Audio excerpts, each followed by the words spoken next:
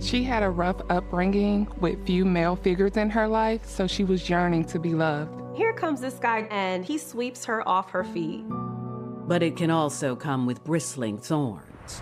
There were police reports that were generated where he puts his hands around her throat. That's that control thing. He had an app in her phone, so he knew where she was at every minute of every day.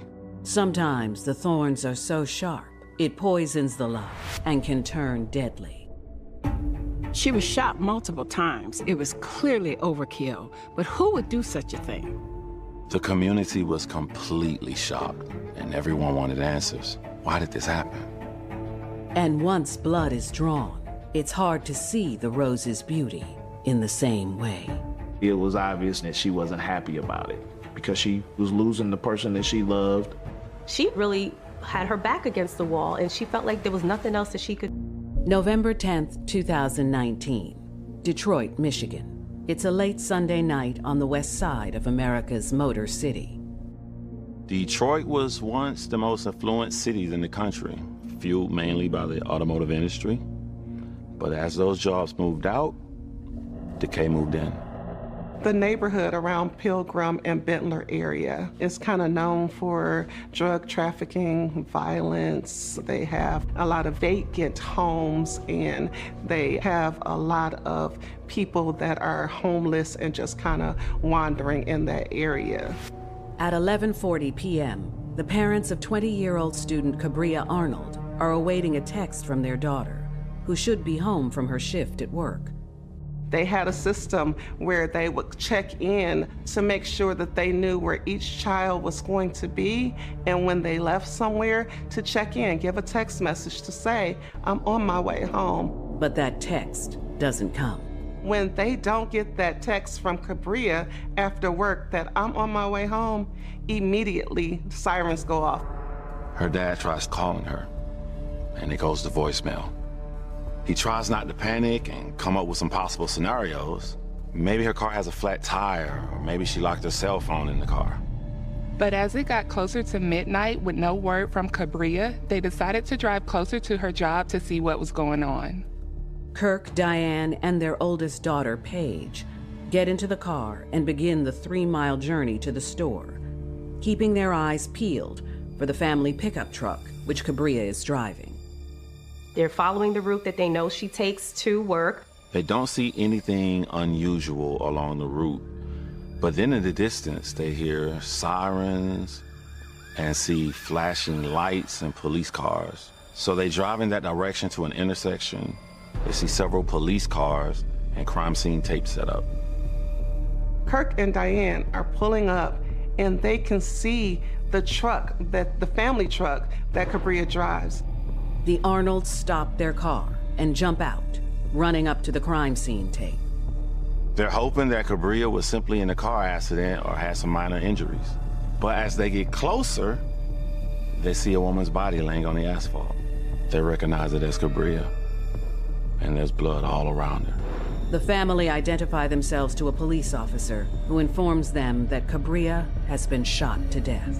Diane collapses to the ground and she's inconsolable. Her husband, Kirk, is desperately trying to get answers from the detectives. Who would kill Cabria, and why? Cabria Arnold was a bright, beautiful woman who grew up the youngest of 4 daughters in a tight-knit family. She attended Detroit Renaissance High School, where she was a standout athlete. Cabria was an amazing softball player.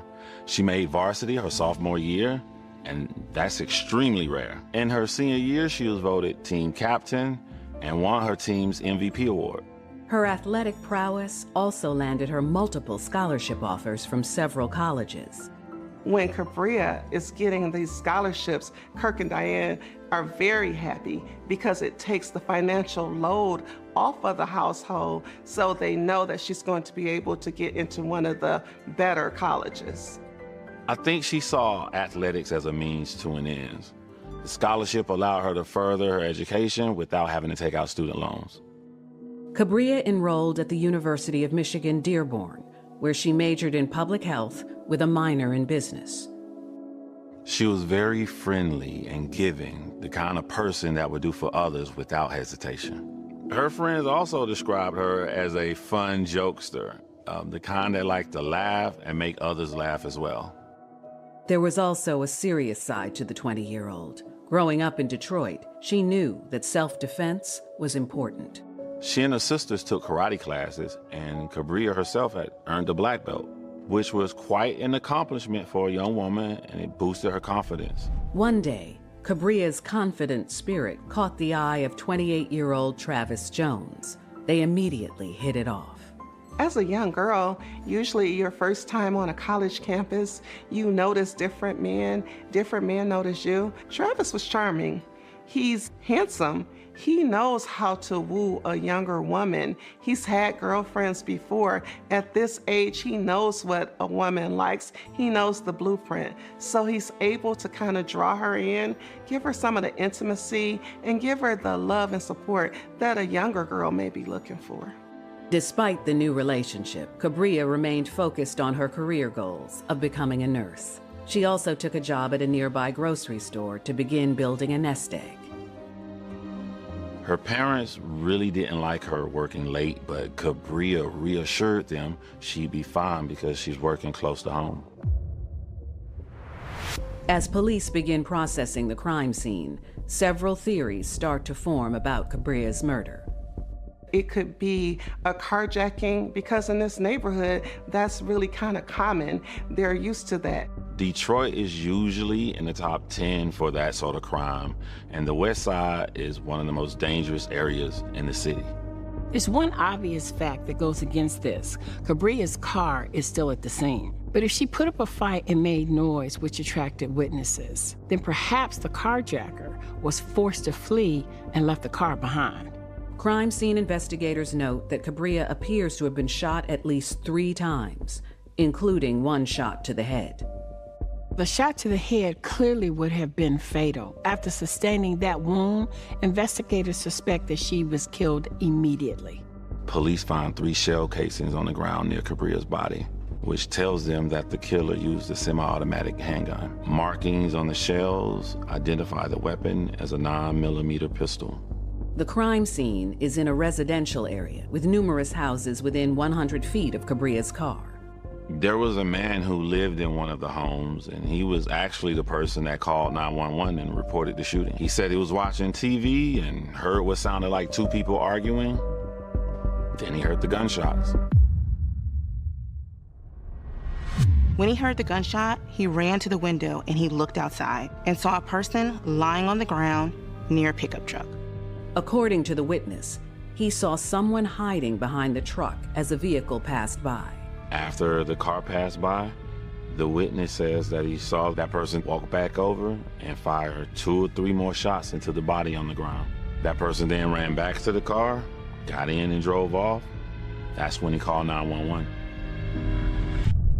Detectives have their first lead, and the motive appears to be more sinister than they thought. At this point, it doesn't look like it's just a random act of violence. It looks like Cabria may have been targeted. While investigators continue processing the scene, a detective begins interviewing Cabria's parents and her sister, Paige. The detectives are wanting to get information on Cabria's background. They want to know about her friends, her enemies, and her lovers. They were trying to find a motive at this time for why she was killed. Paige steps forward and says she has some information the police should know that only she knows. Cabria was pregnant. So Paige said that Cabria had told her this several weeks earlier, but she had not told her parents. Cabria actually had plans to tell everyone about the baby the next day. So immediately, detectives start wondering if this pregnancy was a sudden violent death of student-athlete Cabria Arnold stuns members of her immediate family. This is even worse because Cabria's family is standing there at the crime scene late at night, and they look over and see her dead body laying on the ground. That makes it twice as shocking. Detectives have just learned from Cabria's family that she was pregnant, and now they suspect the motive behind her death is personal. The vast majority of murders are committed by someone that the victim usually knows. So it doesn't take a large leap of logic for people to suspect some type of motive. Usually when parents learn that their daughter is pregnant, it's joyful news. But in this case, it just compounds the tragedy. Not only have Kirk and Diane lost their daughter, but they lost what would have been their grandchild. Kirk and Diane Arnold tell detectives that their daughter was dating a 28-year-old man named Travis Jones, and they believe he must be the father of her baby. The Arnolds readily admit to detectives they don't really like Travis Jones. He was 8 years older than Cabria, and they felt the age difference was too much. They also didn't like the fact he didn't have a solid career, and he mainly worked odd jobs. It's not unusual at all for parents to want what's best for their children, and that's what the Arnolds wanted. They were both hard workers, and so was Cabria. They knew that she was destined for greatness and didn't want her involved with someone who would hold her back. Obviously, the fact that Travis had gotten Cabria pregnant made them like him even less. As detectives continue talking to the Arnolds, a car pulls up. Driving it is Travis Jones. Police are like, what the heck is he doing here? It seems like quite the coincidence. The Arnolds say they didn't call him. Travis Jones jumps out of the car. He rushes over to the police. He's very anxious. He's asking the police, what's happening? Where's Cabria? He looks over to the side. He sees the Arnolds. He asks them the same thing, and they tell him Cabria's dead. We're always watching to see how somebody reacts to this type of news, right? Is he surprised? Is he upset? Does he take it in stride? Hoping that he would give away that he was somehow involved, but all of his reactions seem legit. He seems both shocked and upset. Travis tells detectives that he was waiting for Cabria to come home when she finished her shift. When she didn't call or text him, he became worried and drove around trying to find her. He said he was waiting at the Arnold's house for Cabria. Because the family didn't like him, he waited in his car for her to come home. And then when she didn't show up, he did the same thing they did. He started calling and texting Cabria, but he didn't get any responses. So he drove to the store to look for her and eventually happened upon the crime scene. Obviously, we're not going to take anything at face value. His story seemed a little too convenient. He's the boyfriend, so he's going to be a person of interest immediately. Any person who's involved in a relationship is killed. The first suspect that law enforcement have is the significant other, the spouse, the girlfriend, the boyfriend, whatever it is. They look at them first. Police ask Travis to come down to the station for a full interview. He readily agrees. He was cooperative. He gave information willingly. He never asked for an attorney, and he freely, of his own free will, gave information to the police. He tells police again about his whereabouts that night, that he was actually waiting for Cabria to come home. So he became concerned and he was actually driving around looking for her. Detective asked him if they can have access to his phone where they can download all his information as well as his GPS information, and he agrees. Travis walks detectives through his relationship with Cabria. He said that everything was good between them. There was no issues, there was no fights. Essentially, there was no reason he would have wanted her dead.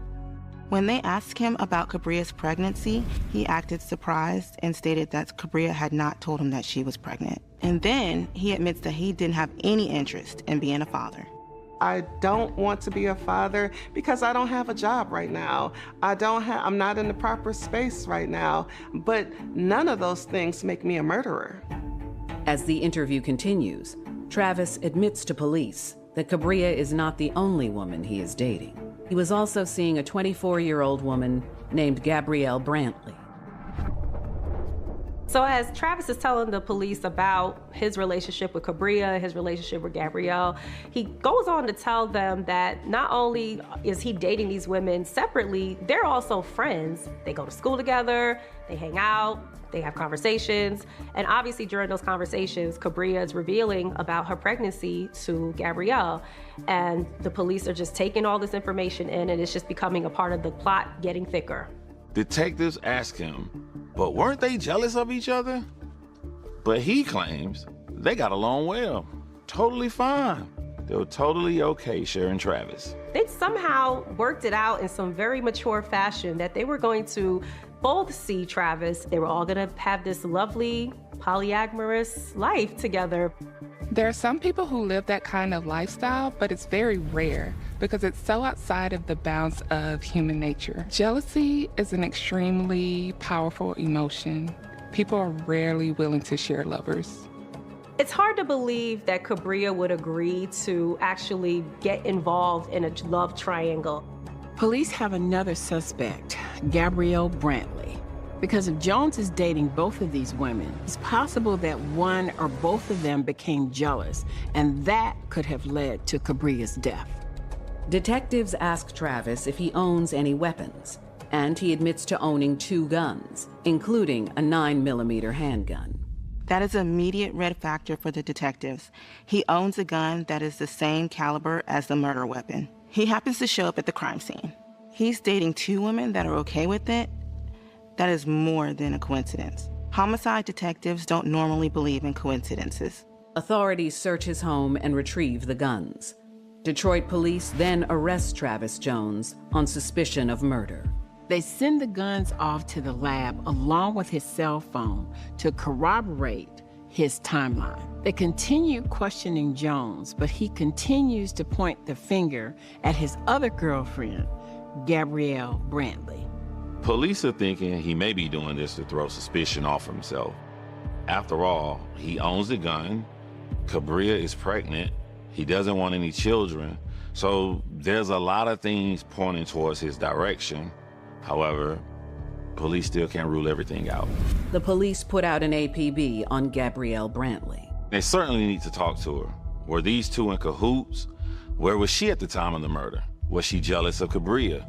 I mean, these are questions that the police need answers to. Detroit police have arrested Cabria Arnold's boyfriend, Travis Jones, for suspicion of murder. But Jones claims he had nothing to do with his girlfriend's death and points the finger at his other lover, 24-year-old Gabrielle Brantley. There's a lot of evidence that's pointing towards Travis Jones, but detectives have to keep an open mind, especially in a case where you have more questions than answers. Investigators need to do a deep dive into Gabrielle Brantley. Unlike Cabria Arnold, who grew up in a strong family unit, Gabrielle Brantley found herself alone at a young age. She came from a very difficult childhood. Her parents lost custody and their rights were terminated. So she was in that foster care system, right? Anybody that's been part of this foster care system, sometimes it's just a pass-through. It's not ensuring the kids' well-being. It's not ensuring that the kids can go to the next phase of life successfully. There's no support system. Gabrielle became pregnant at 17, but she was determined to avoid the traps that often ensnare young mothers and worked hard to finish high school. She was full-time, taking care of a child, working, doing what she needed to do to just survive because she's been in survival mode for quite some time throughout her young life. She's really pulling herself up by her bootstraps. She's going to U of M, Michigan, Dearborn. She's going into the nursing program, which is a very hard program. She has her own place. She's working. She's really doing it. She's making a life that she didn't have previously. While there, Gabrielle begins a relationship with Travis Jones. Gabrielle is a young mom, hustling her way through life, always in survival mode. And here comes this guy, Travis, older gentleman, and he sweeps her off her feet. He's definitely sweet-talking her. Travis, of course, doesn't tell her that he's a player, right? That he's also dating Cabria. And so Gabrielle thinks she's in a monogamous relationship with him. Gabrielle becomes pregnant and looks forward to having another child. She doesn't tell Travis about this, not immediately, but she's very excited. She feels that she's met the man of her dreams, who's spending a lot of time with her. And now she thinks this will cement their relationship. But just a few months into her pregnancy, Gabrielle miscarries. A miscarriage can be an emotionally devastating event for a young woman, and it seems to have hit Gabrielle hard. Police quickly track down Gabrielle and bring her in for questioning. Like Jones, she's very cooperative with the detectives. She said she was home all night and had absolutely nothing to do with the shooting. But she was home alone, and there's no one who can confirm her alibi. Gabrielle admits she knows Cabria Arnold. Like Travis Jones, she claims that she and Cabria were not romantic rivals, but friends. Gabrielle said she and Cabria were attending the same nursing program and met in one of the nursing classes. According to Gabrielle, when they first met, they had no idea they were dating the same person. But as they began talking more and more, they quickly realized they both were dating Travis Jones. Ordinarily, learning something like this would immediately end any friendship, but Gabrielle claimed that it didn't. She actually claimed that it made them closer. Not only did they go to school together, but they would go bowling, to the movies, ice skating. They were together constantly. Gabrielle answers every question from detectives. But when they ask her for her cell phone, she explains that she recently lost it. That stood out to detectives. Now, it may be true, people do sometimes lose their cell phones, but it strikes detectives as a little too convenient. Phones are huge sources of information for detectives. Everything is on a cell phone. Who they're talking to, texting with, what they're saying. And of course the GPS with cell phone ping technology will tell the detectives everywhere they've been.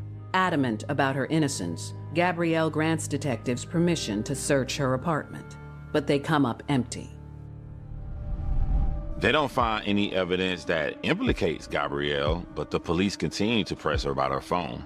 She gives them her cell phone number, and they get a subpoena for her phone records. Detectives send the phone number to their tech unit to start the lengthy process of extracting information from it. As the police wait for her phone records, they have no choice but to release her. They don't have any physical evidence linking Gabrielle to the crime, but that doesn't mean that she's completely in the clear. Travis Jones, the father of her unborn child, in custody. They are also taking a hard look at Gabrielle Brantley, who they believe may have also been involved. The police weren't able to find anything when they searched the home of Gabrielle Brantley, but are having her phone records analyzed because they believe she could be an accomplice or at least have some information on Cabria. Still searching for answers, detectives speak to Cabria's parents again, inquiring about her relationship with Gabrielle, and learn that the two women were not as friendly as Gabrielle claimed. The Arnold said Cabria wasn't besties like Gabrielle described. They said Cabria described her more of an acquaintance, just someone she saw in class and talked to occasionally. It suggested that Gabrielle was exaggerating her relationship with Cabria. That poked holes in their polyamorous claims. The question was why? Investigators obtained surveillance video from homes and businesses on the route between the grocery store where Cabria worked and the crime scene.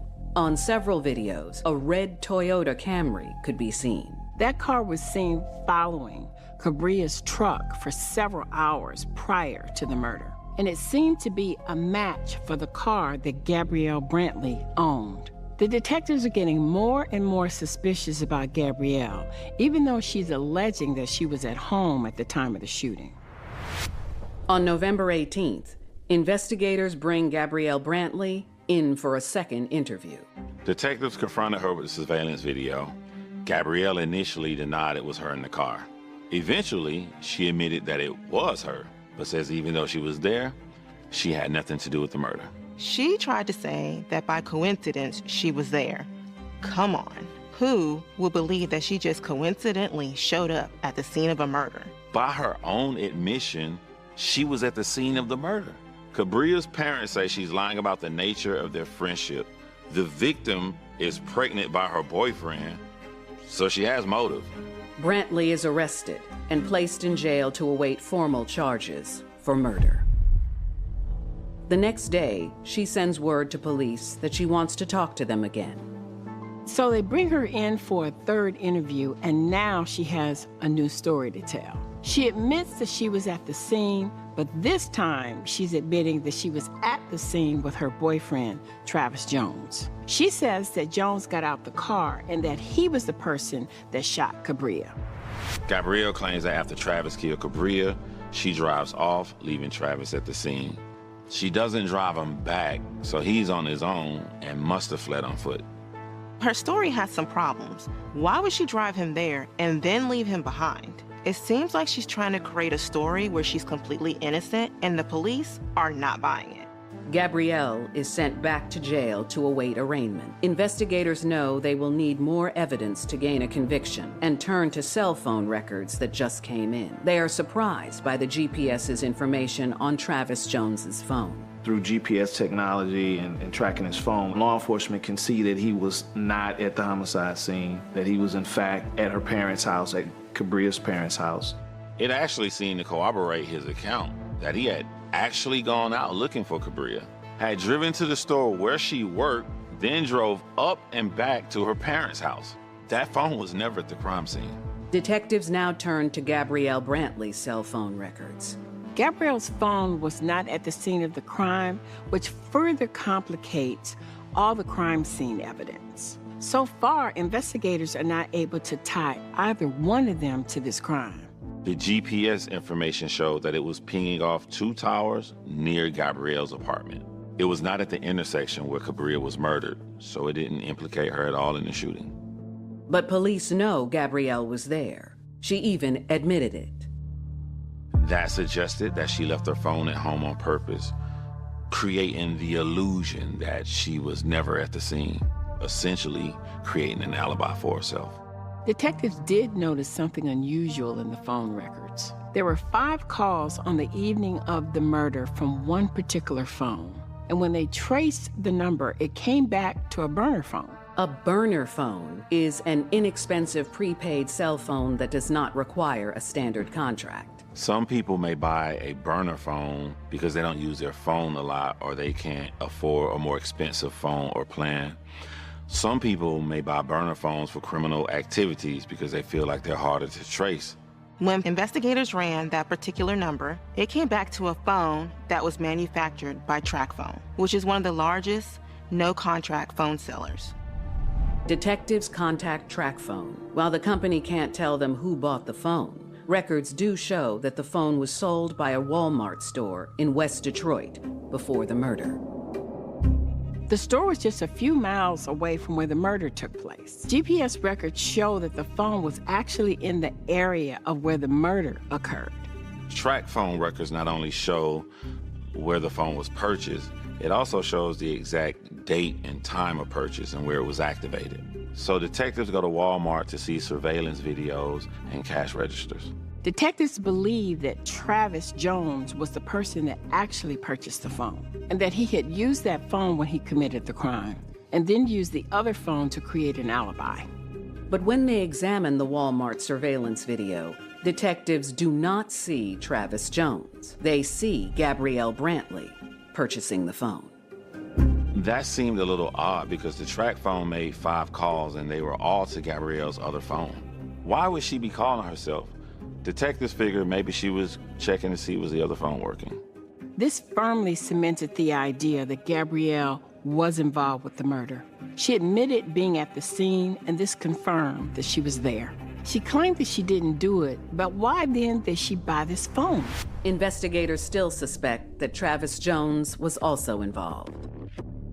Travis Jones admitted to the police that he didn't want to be a father, and Gabrielle quickly changed her story to say that Travis shot her. The detectives think that they're both involved with this shooting, but do they have enough evidence to prove it? Walmart surveillance videos show that Gabrielle Brantley bought a burner phone that was at the scene of Cabria Arnold's murder.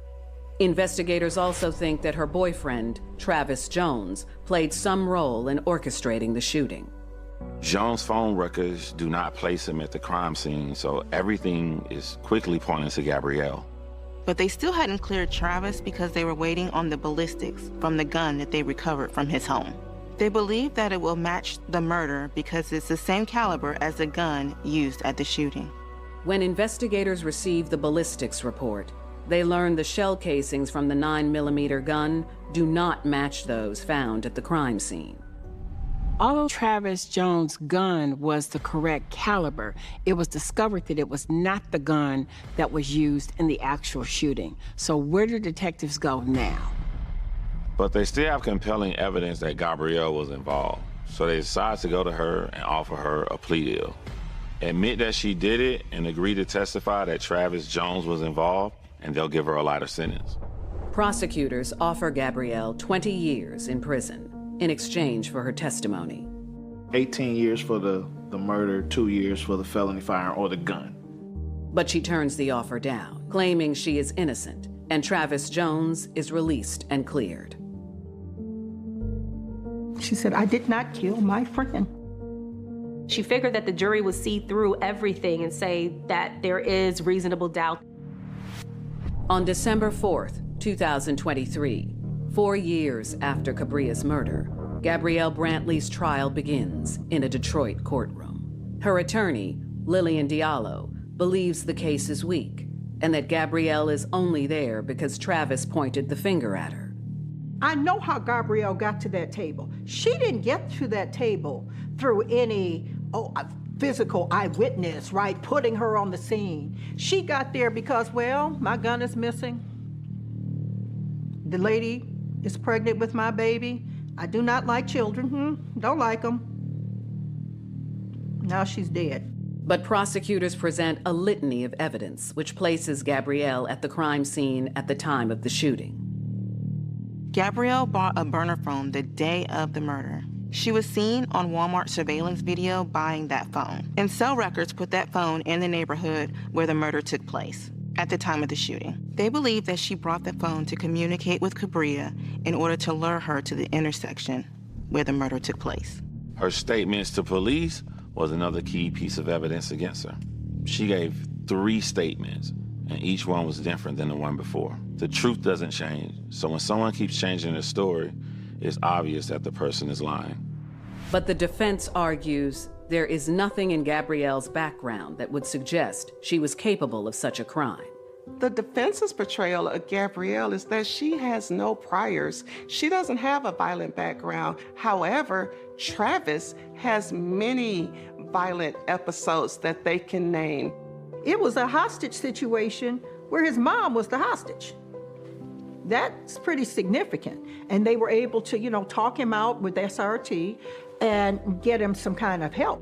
In addition, the defense claims Travis has been physically abusive to Gabrielle. There were police reports that were generated, right? The one that I remember very emphatically is the choking, right? Where he puts his hands around her throat. That's that control thing, right? That's not love. That's not showing me you love me when you want to choke me or hit me or punch me or kick me or control me. That is not love. While the defense is portraying Travis as a controlling man who didn't want kids, and while that could in fact be looked at as a motive, Cabria's baby was a much more bigger threat to Gabrielle. Gabrielle has also become pregnant by Travis, but she has a miscarriage. Now she's on the outside looking in, and she had to wonder if Travis would end their relationship. Prosecutors argue that Gabrielle followed Cabria as she left work that evening, then confronted her at an intersection. I think that conversation is what led to the shooting that night. First time they really had a discussion about Cabria being pregnant with Travis's child. I believe at that moment it came out that the both of them were seeing him at the same time. It was obvious that she wasn't happy about it because she lost her child and she was losing the person that she loved, whether he loved her back or not, to a younger person who was pregnant and was getting ready to have his baby. The defense claims Gabrielle was not jealous of Cabria. I know Gabrielle, right? And she was not against Cabria, from what I could see. She wasn't against a pregnancy. I mean, look at it this way. The man in common wasn't going anywhere. That doesn't do anything for her to get rid of Cabria, because if this is who he is, there'll be another Cabria. Probably several other ones, right? That's what I always go back to. I'm like, how did that benefit her? If she killed Cabria, what is the benefit to her? And I don't see it, right? To others, the benefit is obvious. Cabria was competition for her. Gabrielle is concerned that Travis will focus all of his attention on Cabria and the new baby, and she wanted to keep him all to herself. Jealousy is one of the most powerful human emotions, and it was obvious from Gabrielle's text that she had become jealous of Cabria. And jealousy is the motive of many, many murders. At Gabrielle Brantley's trial for the murder of Cabria Arnold, prosecutors weave a web of circumstantial evidence, placing her at the crime scene on the night of the murder. They presented evidence that Gabrielle's burner phone was pinging at the intersection at the time the shooting occurred. The trial lasts a little over a week. On December 12, 2023, a jury convicts Gabrielle Brantley of first-degree murder and assault on a pregnant woman causing miscarriage. The judge sentenced Gabrielle to life in prison without the possibility of parole, with an additional 15 years for assault on a pregnant woman. Gabrielle made a big mistake turning down that plea deal. Had she taken it, she would have gotten out of prison in 20 years.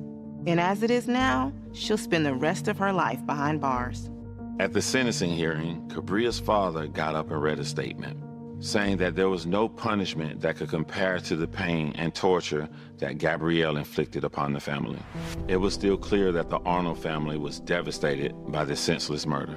They speak of it as not just the loss of a sister, but a nephew, a grandchild. This has been a huge, huge burden, a huge loss to the family. It's so tragic that Cabria Arnold lost her life in this manner. She was the darling of the community, and she's only 20, and she's made all these strides. So the tragedy of her life being snuffed out is a tragedy for all. Gabrielle continues to deny any involvement in the murder. She got up on a witness stand and maintained that her and Cabria were still friends and she didn't kill her. She said, "I am a lot of things, but a murderer I am not."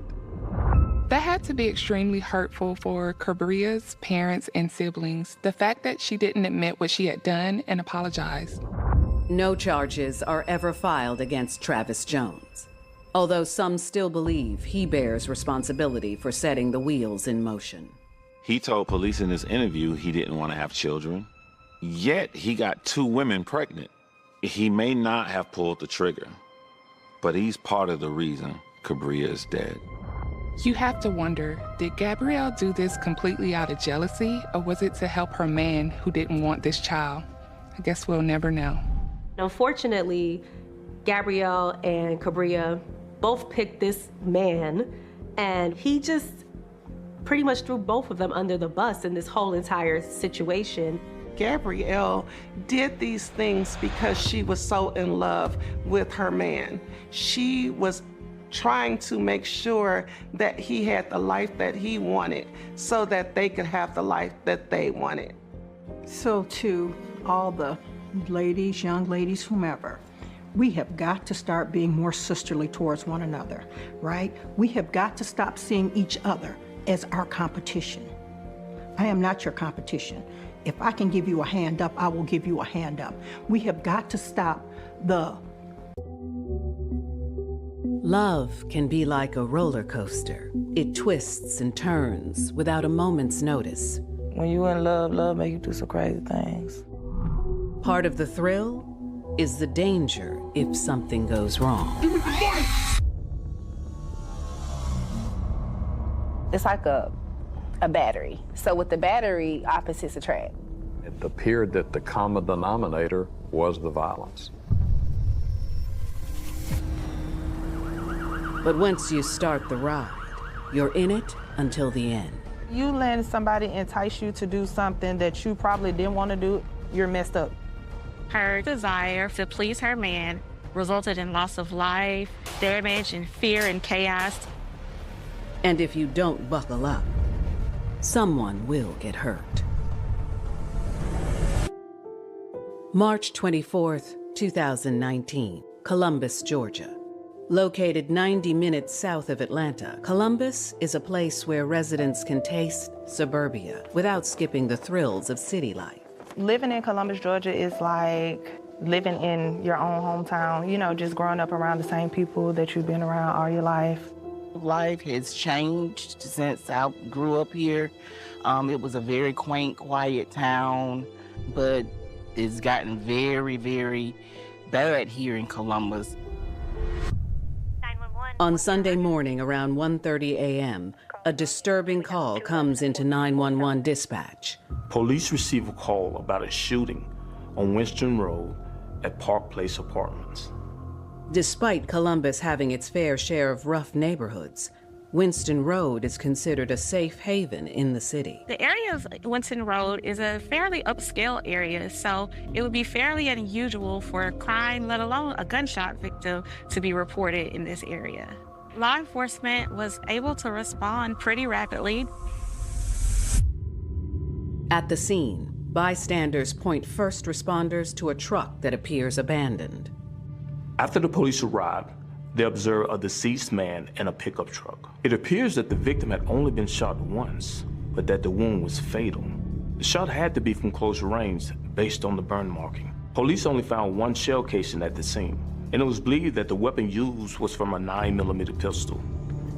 As detectives begin to process the scene, they are able to establish the victim's identity. The crime unit at the scene was able to pull the victim's wallet from his pants and determined that the deceased man is 30-year-old Philip Whitaker.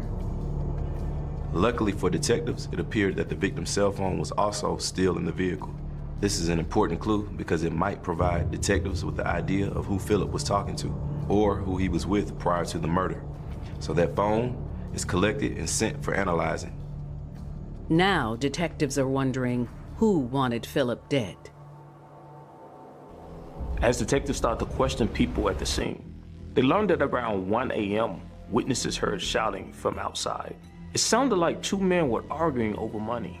One man was wearing a mask, and one witness saw the masked man pull out a gun and shoot Philip. The masked man then jumped into a gold Buick that was driven by a woman, and then they fled the scene. Perhaps this was an armed robbery that had gone terribly wrong. Philip had no money in his wallet, so investigators feel that whoever did this may have stolen the money that was in his wallet. Because Philip was found inside the truck, detectives believe that he likely wasn't killed instantly by the gunshot wound, and that perhaps he entered the vehicle to drive away. But he was unable to, and then died shortly after. Detectives contact Philip Whitaker's family to inform them of the terrible tragedy. Upon hearing the news, Philip's cousin, Gabrielle Harris, drives to the location of where Philip's body was discovered. She identifies his body. That was a very emotional day for me because he was my favorite cousin. We didn't know how or what happened, and we was going to get to the bottom of that, but at that time we was just trying to inform other family members of what happened. Gabrielle then calls her mom, Sabrina. She had reached out and she called us and she said, "Mom," and she was crying real hard, and I'm like, "What's wrong? What's wrong?" And she said, "They just found Philip dead," and I was like, "What?" Philip's girlfriend, Amanda Frazier, finds out about his murder later that morning. 6, 7 o'clock in the morning, my sister came banging on my door. She was like, "Your baby daddy is, he gone, he dead." She just kept saying, I was like, "Who?" So I went on social media and I just seen a whole bunch of R.I.P. Philip, R.I.P. Migo, all that, whatever. So that's how I knew it was real. Philip Whitaker had a personality that attracted people. Well, he had a heart of gold. Now that I can say, he had a big heart. He'd give you the shirt off his back. He was one of those type people. Philip was very free-hearted, and so whatever he had, he shared it, with you. Philip was a family man through thick and thin. One thing I can say about Philip, he loved family. He loved his family on his mom's side and on his dad's side, and he would love to see them happy. Philip's kind heart is what attracted his girlfriend, Amanda. He was riding past my house, and my sister started flirting with his friend, and we all started riding together, and we never thought that we was gonna be talking or in a relationship. We became best friends. Philip and Amanda had an on-again, off-again relationship throughout the years, but that all changed in 2011 when Amanda became pregnant with his baby. Philip was nonchalant. He didn't talk. He didn't really open up. It took a lot for me to get something, just a small conversation out of Philip. He started talking more, let me in more. He was happy to be a daddy. I ain't never seen a side of him like that before, so that's what I mean when I say he opened up more. When Philip was 22 years old, Amanda gave birth to their daughter, Sabrina. He was so happy when he first seen Sabrina. Being a father changed Philip.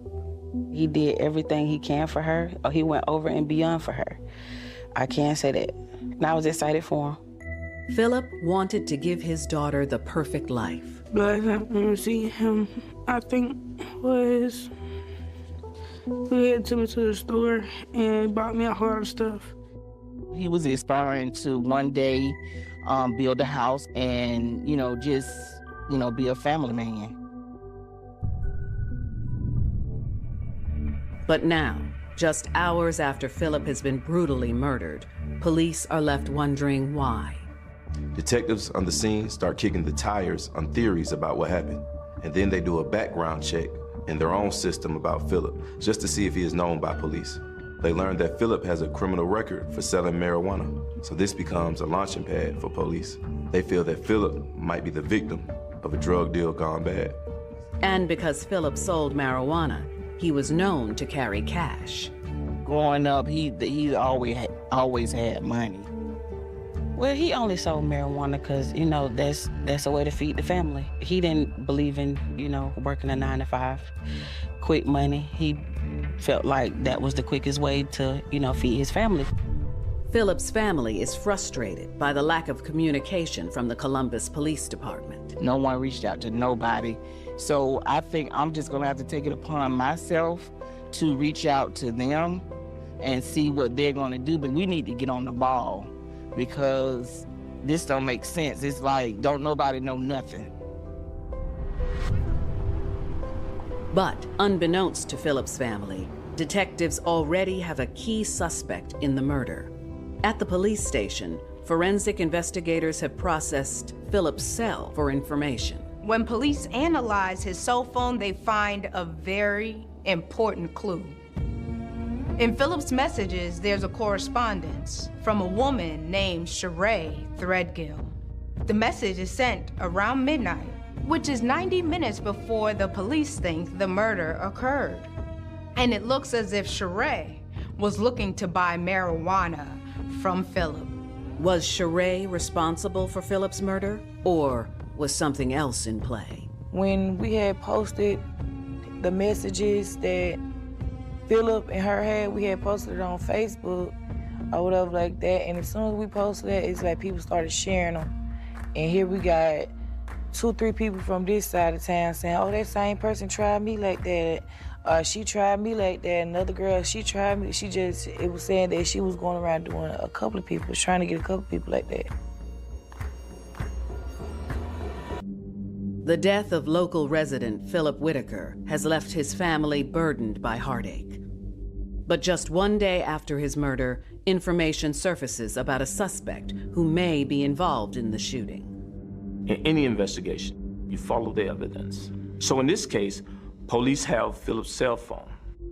And in that phone was a message from Sheree Threadgill. Police know that Sheree had messaged Philip 90 minutes prior to his murder to buy weed. So naturally, she becomes the main suspect in the case. Police want to know what kind of relationship did Philip have with Sheree. According to the information they find on his phone, it seemed as if Sheree and Philip were more than acquaintances. Philip had an on and off relationship with Amanda, who was the mother of his children. In his off moments, he would entertain the company of other women. One of these women happened to be Sheree Threadgill. On the night of Philip's murder, Sheree messaged Philip several times. The messages were flirty, and she seemed determined to meet Philip to buy weed. He would have not had pulled up to meet nobody past midnight like that. So that's why I was like, maybe they had Police decide to check with Philip's family to see if there was a sexual relationship between the two. If they went together, the family never met her, as far as I know. Detectives aren't sure if Philip was romantically involved with Sheree or if she was simply a customer. Luckily, Philip's family has already started their own investigation into the matter. So Philip lives in a community that doesn't trust the police, and people certainly don't openly speak to them. So his family takes matters into their own hands, and in a way, they act as private investigators. One of his family members manages to get Sheree Threadgill's phone number. Philip's cousin niece Sheely calls Sheree on the phone. Somehow, my homegirl, she got the number to the girl, and we gave her a call. She was stumbling over words. She was backpedaling, trying to explain what happened. Philip got out the car to make the sale, and when he did that, supposedly when he threw the marijuana in her car, somebody with a ski mask came and told him to give it up. And when he told Philip to give it up, Philip was just like, it's in her car. Sheree says that the masked man shot Philip, and she was forced to drive away to save herself.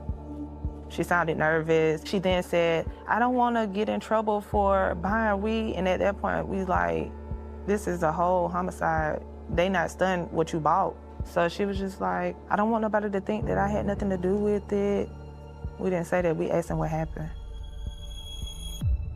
Philip's family tell police about the strange interaction with Sheree on the phone. In Sheree's own words, a masked man shot Philip. And police know that Sheree had arranged the meeting to buy weed. So police want to know about Sheree. Who is she? What is her background? Who does she run with? And because it's 2019, they get a lot of this information from her social media account. After detectives scour her social media accounts, they learn that Sheree is 20 years old and has a young child. Sheree was a young mom, and it appeared that the father wasn't in the picture to raise the young child. We don't know much about Sheree as a mother. Based on her social media photos, it appears that she was happy to be a mom. She had pictures of smiling while pregnant and smiling while holding a baby. She appeared happy. Police also learn that Sheree is in a relationship with an 18-year-old man named Jalen Benton. Sheree, she met Jalen. She was a few years his senior. However, his charisma and charm drew her in like a moth to a flame. Jalen was raised primarily by his uncle, who worked at the military base in town. Seemed to be an ordinary kid from what they can tell. Didn't get into much trouble, was good looking. Jalen and Sheree have only been dating a few months, but the relationship seemed serious. Jalen's ego was likely inflated due to Sheree being an older woman and all of the attention that she was willing to give him. Sheree positioned herself to be inseparable. As time went on, if you saw one, you would see the other. But it seems as if money became an issue in their relationship. They don't have wealthy families, they don't have good jobs. So like in any relationship, a lack of stable income becomes a roadblock in their romantic connection. As police continue to get information on Sheree and Jalen, they learn that neither one has a substantial criminal record. Police do a background check on Sheree. It comes back clean. And the same goes for Jalen, and nothing stands out. He has no lengthy criminal history, nothing to the level of committing a homicide. But looks can be deceiving. Police have to locate Sheree and Jalen and question them. Police get a known address for Sheree. It's her mom's house in town, not too far from where Philip was murdered. And they go there, and Sheree's mom is there. And the mom comes right out and says, Sheree and Jalen have skipped town, which sounds a bunch of alarms, because if they had nothing to do with this, why would they leave? When detectives check DMV records, they realize that a gold sedan is registered in Sheree's name. It's the same type of vehicle that witnesses saw at the crime scene when Philip was murdered. Detectives don't know to what extent Sheree is involved in Philip's murder, but they know she's involved. They put an APB out on that vehicle because they have the tag number. Now the detectives want to locate her as fast as possible. And more importantly, they want to learn more about Jalen to see if he's involved as well. There is no telling where the couple could be. From a police perspective, you have to center the entire investigation around these two individuals because this is all they have to go on. Then, March 25th, just one day after Philip Whitaker was killed, an armed robbery in nearby Phoenix City, Alabama, raises concerns. There was some chatter of an incident that occurred. An individual had actually been shot, but they survived the shooting. The suspects were seen driving a gold Buick. Cameras were able to catch the tags on this Buick, and this sets off all kinds of alarms. Investigators have a murder in one state and a shooting in another. But are these two events related? Police are on the lookout for a couple of lovers who might have murder on the mind. 18-year-old Jalen Benton and 21-year-old Sheree Threadgill are now believed to be involved in a robbery in Alabama. There's a river that separates Columbus and Phoenix City. They suspected them to have armed robbery Waffle House there, where shots were actually fired inside the business. The armed robbers were described as a black male and female couple between the ages of 18 and 25 years old. According to the reports, the two perpetrators tried to rob a woman inside the restaurant. They were trying to get her purse, and she fought. And in the process of that, she was shot in the leg. One of the perpetrators pulled out a pink pistol,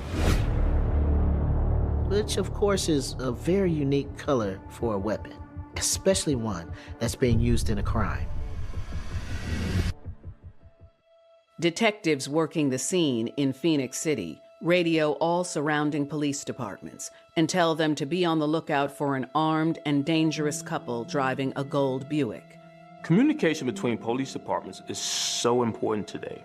Within seconds, multiple jurisdictions were communicating to each other about these individuals. And as a result, some connections were made.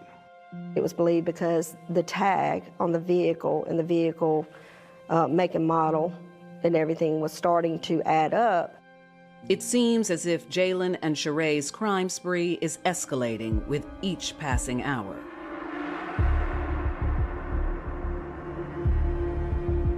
One of the tactics police lean on here is help from the public. News about Sheree and Jalen's crime spree hits the local news. They know Sheree and Jalen are armed and extremely dangerous. So it's all hands on deck at this point. Philip Whitaker's family is in a state of shock when they learn about the additional crimes. We were just seeing stuff on Facebook that, Facebook crime, they was posting things that the crimes that they was committing along the way. Why are y'all doing this? That's the question that I still have to this day. Why did y'all do this? They were on the run, and they needed money to survive, which makes them more dangerous. There's no telling what they'll do next.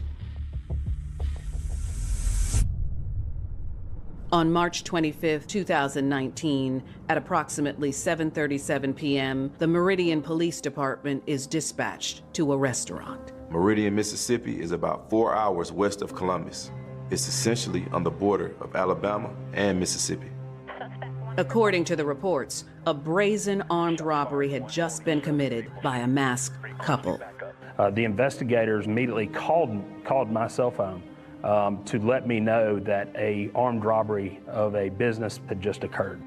When Officer Ratliff starts his investigation, one key witness statement stands out. Like in the restaurant robbery, a gold sedan is at the center of the crime.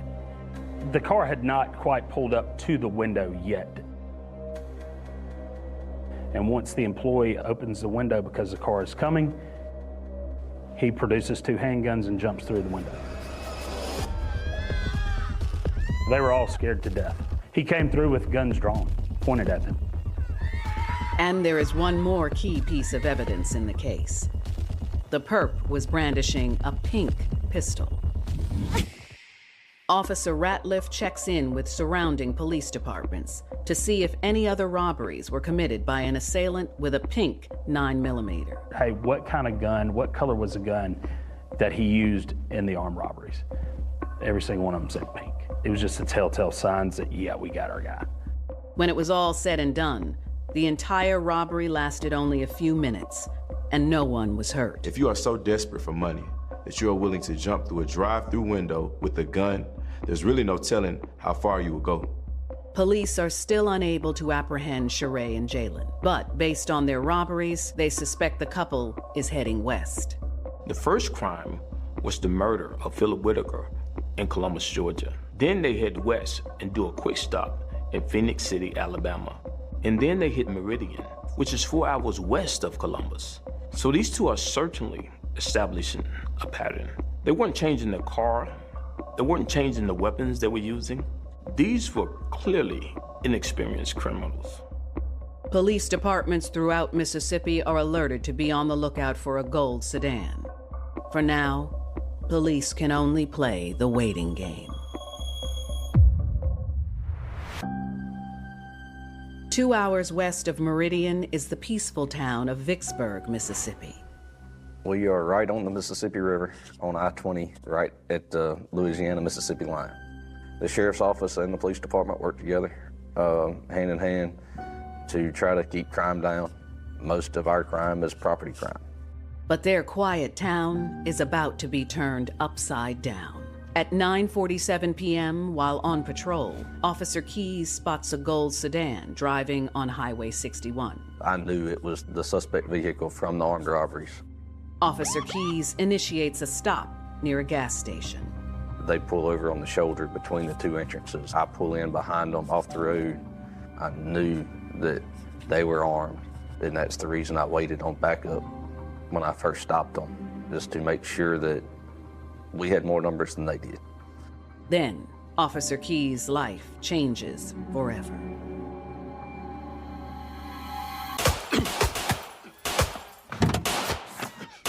Just 1 day after the murder of Philip Whitaker, police in Vicksburg, Mississippi believe they have their suspects cornered. We had them out of our community before they hurt somebody here. If they're willing to jump through a fast food restaurant with a gun, they're pretty much willing to do anything. Officer Keys knows the suspects are armed and dangerous, so he waits for backup. But Sheree and Jalen aren't in the mood to wait. They exit the car and Jalen begins shooting at Officer Keys. I was able to see the muzzle flash, see everything, have no idea where that round went to. The Circle K was full of people and vehicles at the time. Officer Keys takes cover behind his squad car. Despite getting shot at, Deputy Keys does not return fire to ensure the safety of the civilians in the area. Jalen and Sheree run on foot. They aren't going down without a fight. Jalen and Sheree are desperate at this moment. There's really nothing else to do other than run. So what do? They commandeer a vehicle and they take hostages. A mother is picking her daughter up from work. She had pulled up to pick up her daughter from work, and the next thing she knew, there was people jumping in her vehicle. A gun was pointed at the back of her head. Sheree and Jalen take off in the stolen vehicle with one hostage driving and the other in the front seat. Now we have two hostages, so a lot of our playbook is taken from us. We can't ram the vehicle because we've got two suspects as well as at least two hostages in the car. Officer Keys stays in hot pursuit of the stolen vehicle. I jumped ahead of the pursuit with a spike strip in an attempt to flatten the tires on the vehicle in a safe manner and get the vehicle to stop. I believe they were trying to get across the bridge to Louisiana, as we are right there. But in a shocking turn of events, the stolen vehicle avoids the spike strip by making a U-turn on the highway. Then, to everyone's surprise, the vehicle comes to a complete stop. The mom threw the vehicle in park and they jumped out. The sheriff stopped with them and confirmed that, yes, these are the only two hostages and that nobody else except for the two suspects are in the vehicle. Officer Martin Pace, who was also in pursuit, is tasked with getting information from the surviving hostages. She was able to give us good information very quickly that I was able to relay to the other units. She was able to tell us who was in what position, who had the gun. According to the hostage, Sheree is driving the vehicle, and Jalen is in the front passenger seat with a loaded gun. With the hostages now safe, Officer Keys attempts to end the chase once and for all. I aimed at the driver's side tire and tried to shoot it out.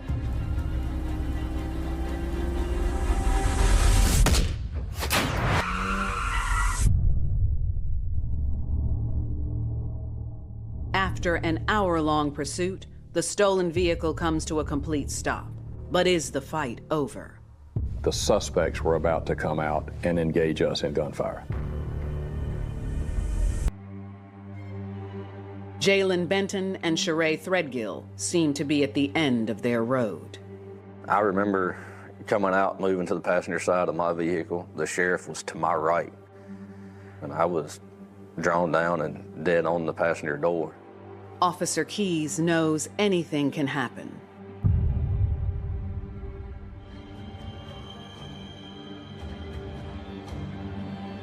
The doors open, and Officer Keys steadies his aim.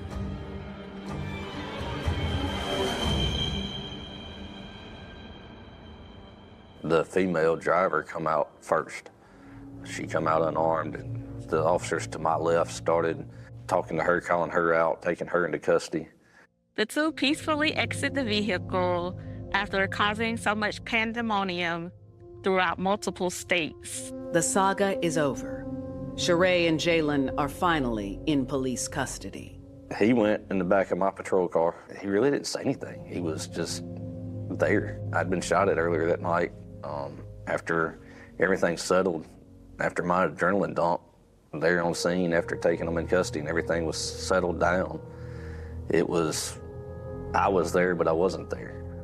As for Philip Whitaker's family, they are relieved to hear that Sheree and Jalen have been apprehended. The detective reached out and let us know that they was captured, and this is how they was captured.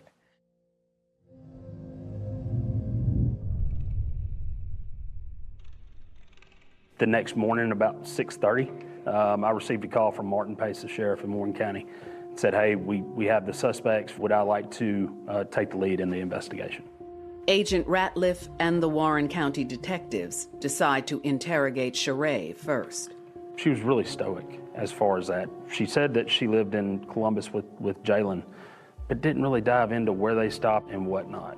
As I was in there listening, I could tell that she would kind of play off with the information that was being provided to her by the FBI, and then she would kind of downplay that a little bit, but she wouldn't deny it, she just wouldn't go into it. I don't think she was protecting Jalen. I think she was protecting herself in a way, because she really wasn't telling off on herself, because she was really a part of the crimes as well. With Sheree staying tight-lipped, Agent Ratliff shifts his attention towards Jalen.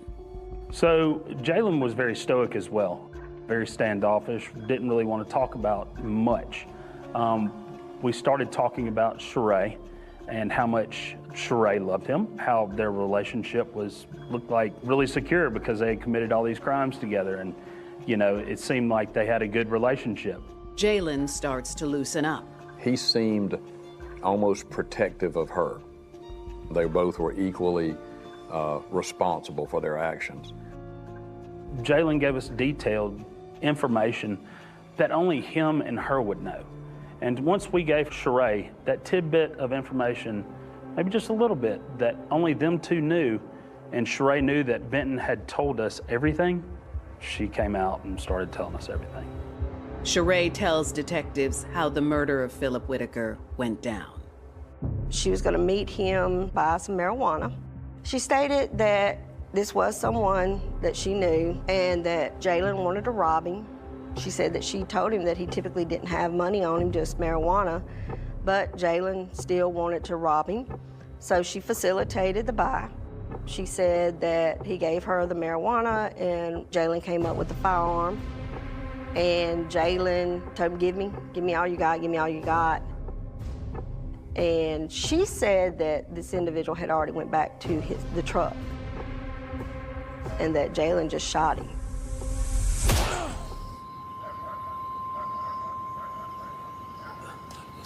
And they came and got in the vehicle and they took off.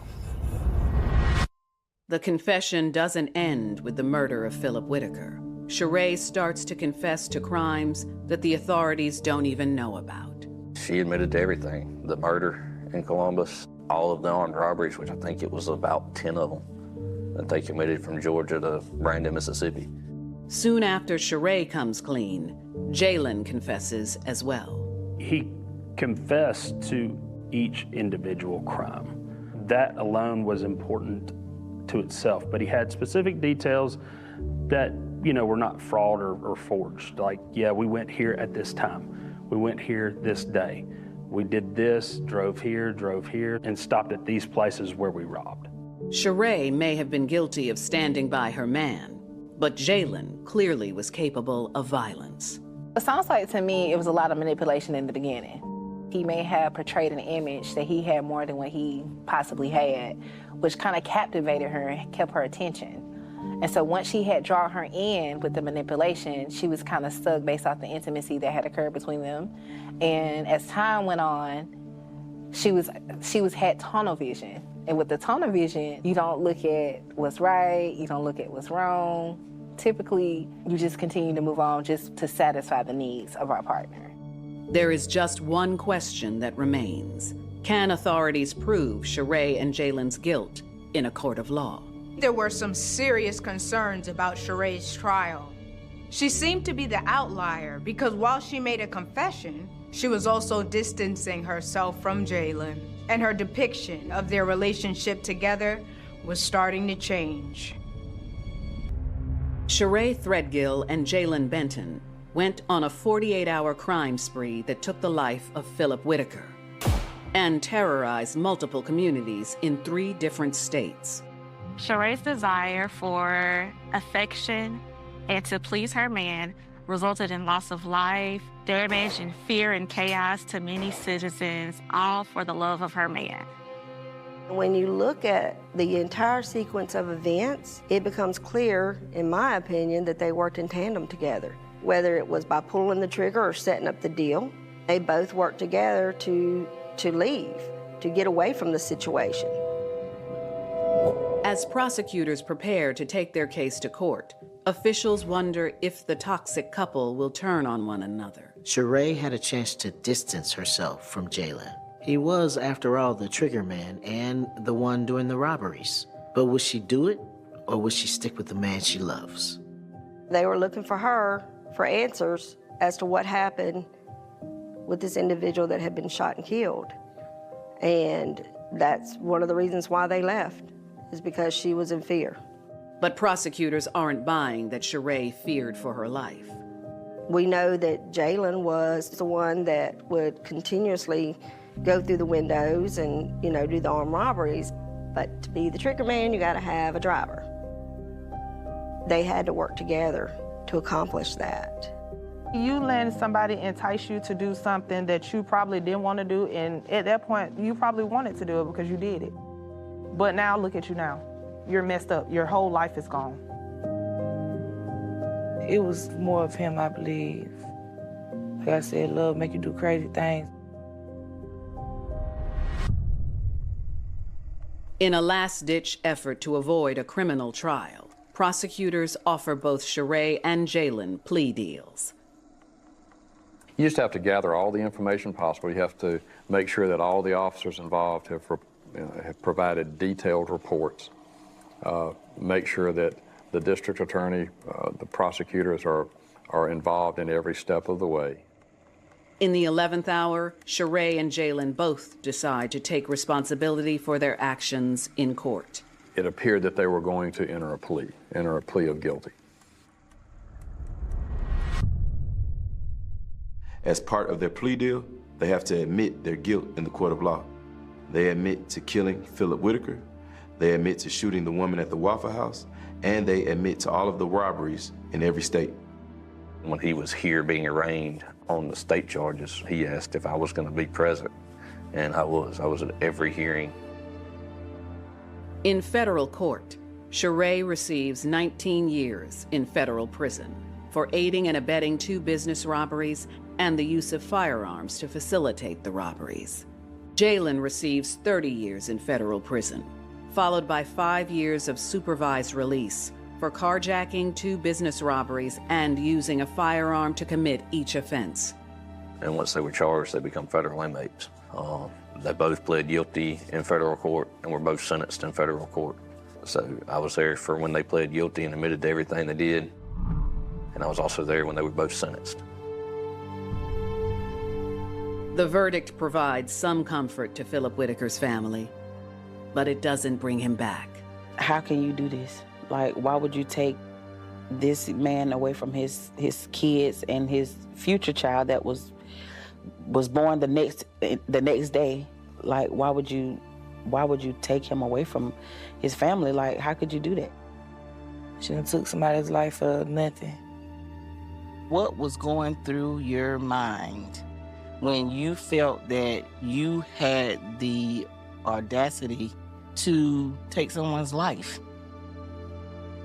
In a shocking turn of events, officials in Columbus, Georgia decide not to press charges against Sheree and Jalen for murder. The decision hits Philip's family hard. I honestly feel like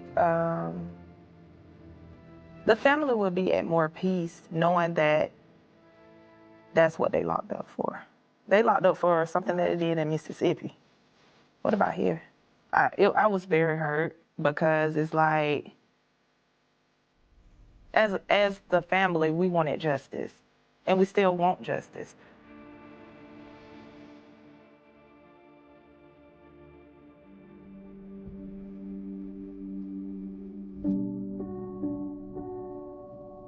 Philip's family won't stop fighting for him. I know some family members is trying hard to get them back here, you know, so that they can serve time for the wrongdoing that they did to our cousin. Life is better with Sheree Threadgill and Jalen Benton off the streets. I think I heard somebody earlier say this modern-day Bonnie and Clyde, and I don't like to say that because it makes it sound like it's some romantic adventure. And they were cold-blooded. They were cold-blooded. They'd already killed one person. There's no doubt in my mind that they would have killed others. The memories of Philip Whitaker will last forever. He was a family man. He was loved by all his family, of course, and of course his kids. He was a good daddy, a great daddy. The first time I saw her run, I said, whoa, this girl is rolling. She was probably the best runner in the state, and she was a hopeful for the Olympics.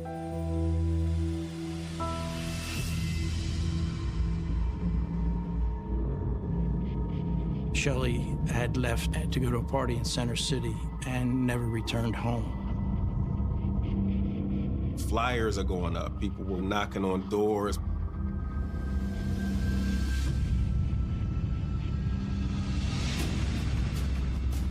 He found what appeared to be the remains of a human being. People are shocked. This is not the outcome that they wanted. Well, I'm hearing rumors of her mom being jealous, not being a good person at all. She was sobbing periodically, but never did I see an actual tear. It's just mind-boggling.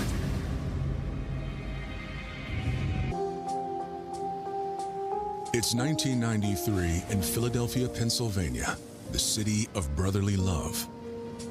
Philly was alive with energy. It was, you know, it's the early 90s, so hip-hop is at an all-time high. It's a new art form. Everybody's, you know, the fashion, Philly high schools, we're just like one big hip-hop video. In West Philly, you would have saw sweatsuits and colors and hoodies and fly sneakers and jewelry and leather jackets. You would have got all of that flavor. On the evening of Tuesday, January 19th, police in West Philadelphia get a call from a concerned mother. Vivian King reports that her 17-year-old daughter, Shelley, is missing. Her daughter had told her that she was leaving on Sunday night, the 17th, to go to a party. Vivian had hoped that she had stayed overnight with a girlfriend. Shelley stayed out and stayed at girlfriends' houses frequently. But now, her daughter has been gone for nearly 48 hours. The last that this mother knew, her daughter was going to a party with friends. So what happened to Shelley? Why did she disappear?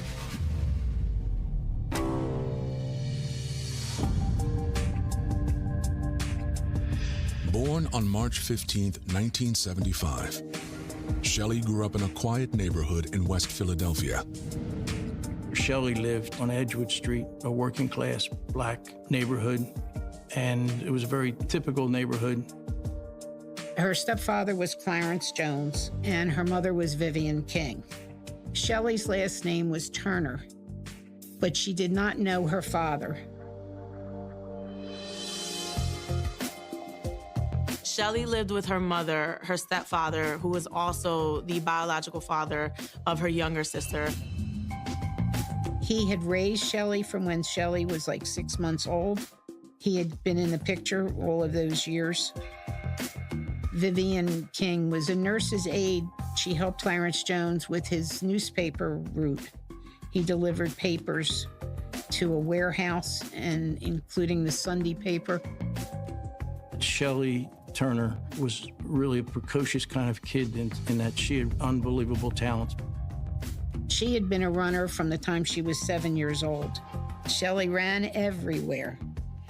She ran to the grocery stores, she ran in the neighborhood. By the age of 10, Shelley was competing. Shelley was one of those kids where every track meet, she's walking away like this with 4 trophies. Her sophomore year in high school, Shelley transferred from Overbrook to William Penn High School to run for legendary coach Tim Hickey. William Penn's track team was known nationally because of the quality of the girls there. Coach Hickey devoted his life to helping these girls. William Penn did not have a track of its own, so the girls used to run on the streets. And that's how they became so good, because they were running on concrete. They ran on the sidewalk, so he had markers out there for 200 meters, 400 meters. This man was brilliant. She adored Mr. Hickey. Over the next 2 years, Shelley thrived. She was a senior who had big things ahead for her, big things. She was running very well. She was probably the best runner in the state and probably one of the best in the country. And she was hoping to go to college. A couple of schools had already offered her scholarships. And she was hopeful for the Olympics. She was very humble about it. She was very laid back with it. Like Shelley Turner would tear your head off on a track, but just as well go and just sit back and laugh with you and kick back. She wasn't boastful. She wasn't arrogant or conceited. Vivian proudly displayed the proof of her daughter's success. It was like a museum. You know, you walk in Shelley Turner's living room and there are medals, there are trophies, plaques. It was the first thing you noticed when you walked in. It was just wasn't room for anything else. And I told her, I said, if you win one more thing, it's gonna have to go on the porch. Shelley was a rising star, but that didn't keep her from helping around the house. Her mother was strict, and she had a lot of responsibility. She spent her almost entire time either with the track program, school, or at home babysitting her younger sister. She did have her girlfriends, but they were also mostly all track people too. When you spend so much time with your teammates, it's just like, that's just what it is. You have other friends, you have outside interests, but we ran track. We didn't just participate. We lived it, we breathed it. You know, it was a part of everything we did. Shelley was driven, responsible, and always where she was supposed to be.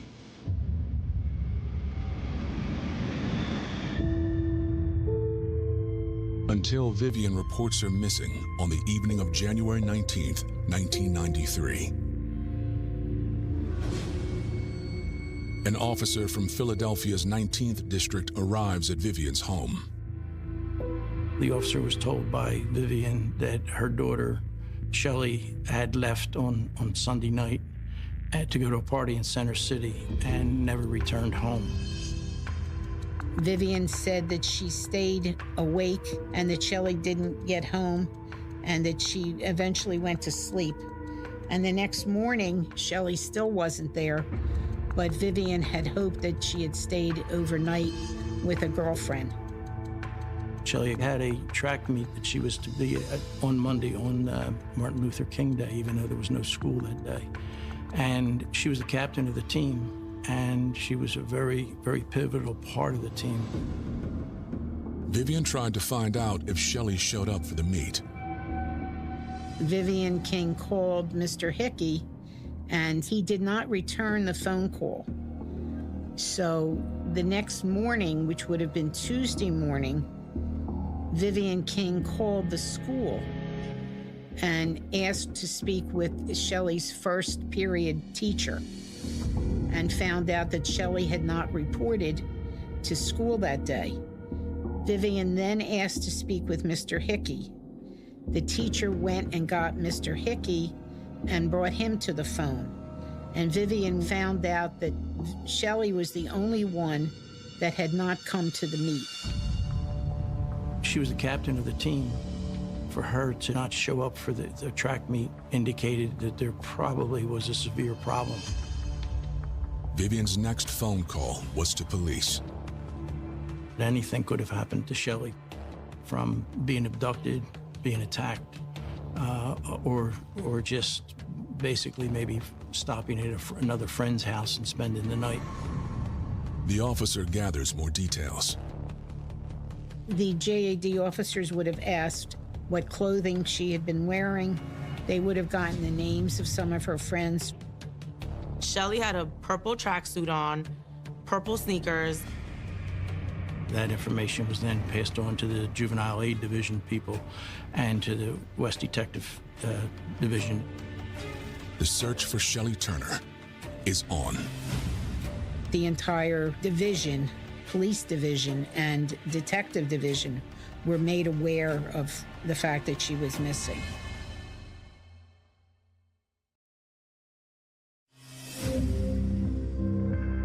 On Tuesday, January 19th, 1993, investigators with Philadelphia's Juvenile Aid Division begin their search for Shelly Turner. The 17-year-old hasn't been seen since Sunday. Shelly had told her mother that she was going to be going to a party that night. It was like a citywide kind of fun thing where whenever there's no school on a Monday, the promoters would promote to us, and we were all in. You know, we liked to dance. William Penn was a dancing track team. Investigators speak with Shelly's friend Andrea, who lives across the street. She reveals that Shelly didn't go to the party. She had actually gone to visit a new boyfriend in North Philadelphia. Shelly had kept her budding romance with fellow student Sean Williams from her mother. Shelly had no intention of going to this party. Andrea was the only person who knew that Shelly was gonna hang out with Sean, her new boyfriend. Before Shelly left on the bus for Sean's house, Andrea gave her some last-minute fashion advice. Her friend said, well, your outfit isn't nice enough with what you're wearing. Wear this jacket with it. Shelly's wearing a purple tracksuit and a black leather jacket. So that was what they were searching for when they were looking for Shelly. For detectives, locating Sean Williams is their top priority. He had transferred in. He was a new student at William Penn. They did talk with him immediately. They got his address through the school. A couple of detectives came to my house to question me. Sean tells detectives he met Shelly after transferring to Penn at the beginning of the school year. My best friend, she kind of brought me into the fold with a lot of the groups and at William Penn, and Shelly was part of the track team. I'm seeing her in the gym, I'm seeing her smile. I think she got cute for me that day. She was definitely a pretty girl. After maybe talking on the phone a time or two, now I feel more comfortable kicking it with her. So, a few days earlier, Sean invited Shelly to his house for Sunday dinner. My mom fixed dinner every Sunday. She fixed a nice meal. We enjoyed dinner, we laughed, our family laughs, just did our Sunday thing. My mom loved her. So after dinner, we go up to the room, we chilling, we talking, listening to music, we having a good time, we just hanging out for a few hours. My mom's in the place, so we're being good. And I guess time got by us for a while, and now it's late. At approximately 2 in the morning, Shelley had to go home, and he walked Shelley to the bus stop. I wanted to make sure that she got home safely. The bus took about 20 minutes to come because it's Sunday night. I wanted to give her a kiss. And she was like, no, I don't kiss in public. In that time, the bus driver had to pause a moment to look at us. Sean tells them Shelley got on. From that information, they were able to track down the actual bus driver. He does remember that Shelley went all the way to the last stop and that Shelley gets off on 60th and Girard. The fact that the bus driver knew that she had gotten off the bus cleared the boyfriend from any involvement. Now the question is, what happened to Shelley when she got off the bus? The bus led her off 6 blocks from her home. Did she get home? Did she not get home? What happens?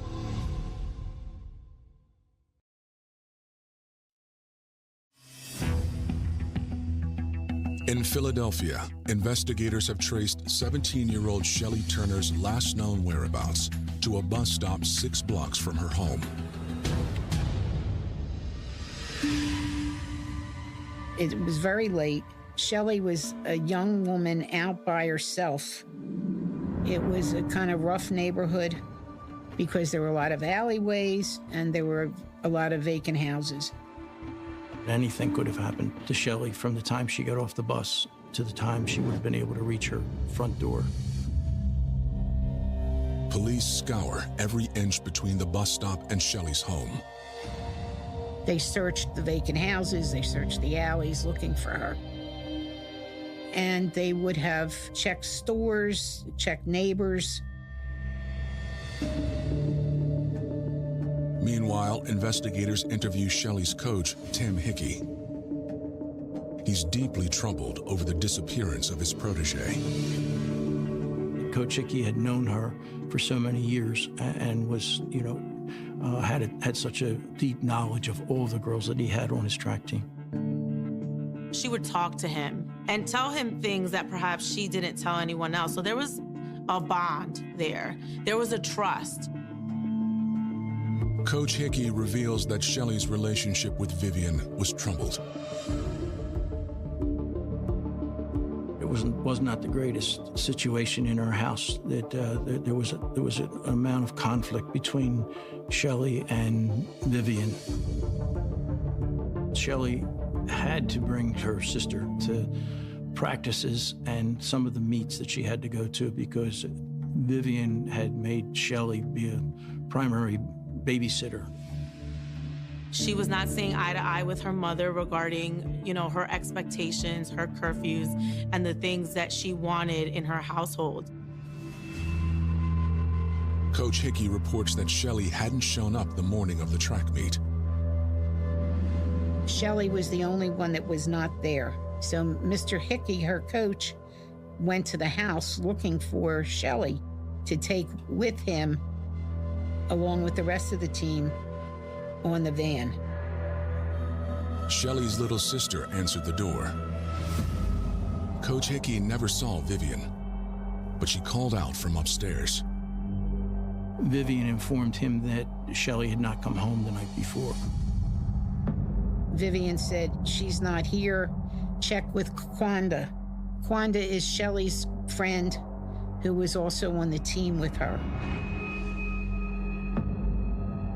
But Coach Hickey tells the investigators that Kwanda didn't know where Shelley was either.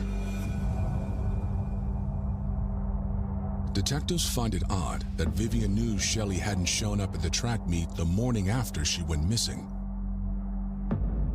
Not 2 days later like she told police. I think it would have been imperative that any caring parent would have notified the police immediately to begin an investigation to try to locate the child. There is a question as to why Vivian waited so long. What was the reason for that? As investigators continue to search for the missing teen, they get a phone call from Shelley's friend, Andrea. Her girlfriend's, the one whose jacket it was, saw Clarence Jones wearing that jacket later and didn't understand how he would have gotten that jacket if Shelley never got home. The fact would be that if the jacket was subsequently seen several days later, it meant that Shelley had come back to the house with that jacket. That directed our attention more to Clarence at that point in time as being possibly involved in what had happened with Shelley. Detectives bring in Clarence for questioning. Clarence explained that he just picked up a jacket that he saw in the living room. He didn't know whose it was. He just saw this jacket and he put it on. Clarence is very adamant about the fact that he just grabbed the first jacket that he saw and that there were other jackets, black jackets, in the home. Clarence says that on the night Shelley went missing, he got up at 2:30 a.m. to get ready for work. And Shelley still wasn't home. And he kept asking, "Where's Shelley? Where's Shelley?" And Vivian didn't know. He delivered newspapers in the mornings. He would be gone from approximately 3 a.m. until he was finished his paper route. Clarence's employer verifies his alibi. Because of the timeline, it would not be possible for Clarence to have been home if Shelley did, in fact, go back to her house the night that she went missing. The search of the 6 blocks between Shelley's house and the bus stop is also a dead end. They have no leads. The Philadelphia department has 0. It became an everyday focus of the media here in Philadelphia of what happened to Shelley, where is Shelley? Now flyers are going up. They're hanging them on telephone poles. There were marches, people were walking, they were looking, they were knocking on doors. This particular community came together and raised $6,000. This neighborhood is not a neighborhood of affluence, you know, there's not a lot of money going around. But people were very invested. They wanted to find Shelley. Days turns into weeks, and now people are becoming desperate. And people want answers. People want Shelley to be alive. They want to find her alive.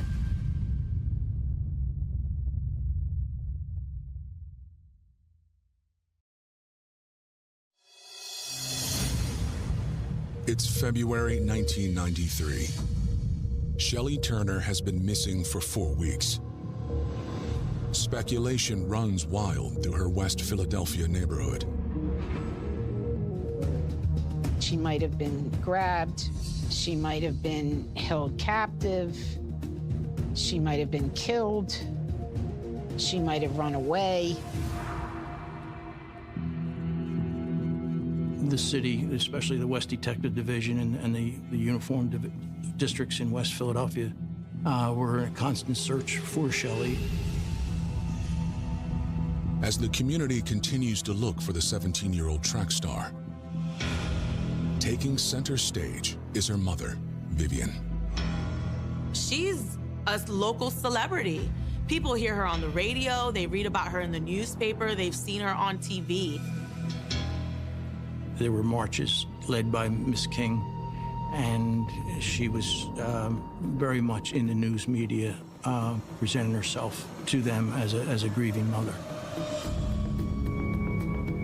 Behind closed doors, Vivian is less optimistic. I started going to Vivian King's house of course, with my teammates, but after a while, like as the days go on, as the weeks go on, the crowds get smaller. The visits are fewer. So there were times I went by myself. She would say, "We're never gonna see Shay again." She said, "Mister, this is bad." I said, "Don't say that." You know, as a 17-year-old, I'm like, no. We're gonna work this out. She said, "I feel it in my gut. We ain't never gonna see her again." She was very negative about ever seeing her daughter again. And of course, that made me very sad. That made me very upset.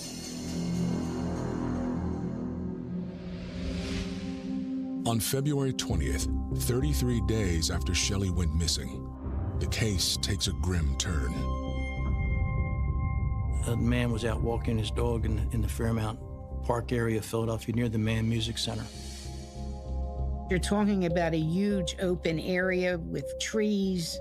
That area is very well populated in the summer, but not so much in the winter. The dog was acting strange and pulled the man into an area where there were some trees, a wooded area. The dog guides him toward a blue tarp, streaked with what appears to be dried blood. When the man went to investigate, he found what appeared to be the remains of a human being. Within minutes, the park is swarming with law enforcement. They see what appears to be the body of a young female. Her body was frozen because it was a very, very cold period of time here in Philadelphia. The type of sweatshirt she had on was an inside out. It was on inside out. The pants she had were somewhat of track kind of clothing. Also, there were no footwear. To us, it appeared to us that, you know, she had dressed very, very quickly to leave wherever she had been prior to being there in the park. It was recognized that it very possibly could be the body of Shelley Turner. While the cause of death isn't clear, wounds to the victim's face and head indicate foul play. There was indications of blunt force trauma. The way that her hands were found with her body being frozen, her hand was up in front of her face as if she were trying to ward off the attack. Investigators do not locate any other evidence. So at that point, they didn't have any conclusive answers. The next day, Vivian comes to the morgue.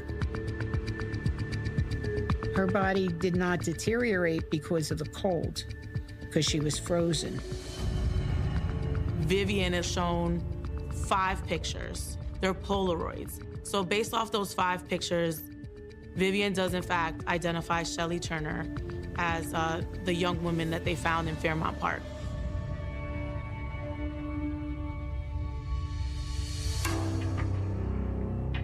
The medical examiner determines a cause of death.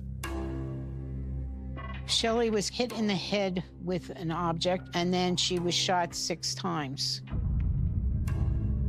She has some shots through her chest, through her head, and through her left hand.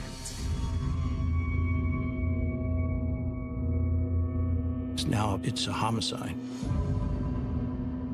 And we would start back at the very beginning and re-interview everyone. The day after she IDs her daughter's body, homicide detectives meet with Vivian at her home. She was very adamant that we should look into Sean because she related to us that night that she believed Sean lied to her. Vivian tells detectives she called Sean after Shelley disappeared. According to her, Sean had made a sausage sandwich for Shelley while she was there, and Vivian inquired whether it was pork or beef, and according to Sean initially, it was a pork sandwich.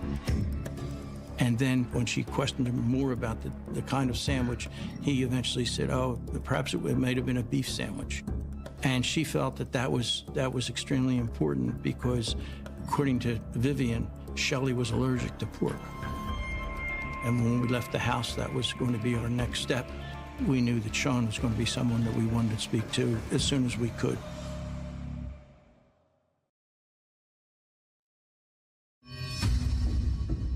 After learning that her daughter's missing persons case has just been declared a homicide, Vivian King encourages police to look again at her daughter's suitor, Sean Williams.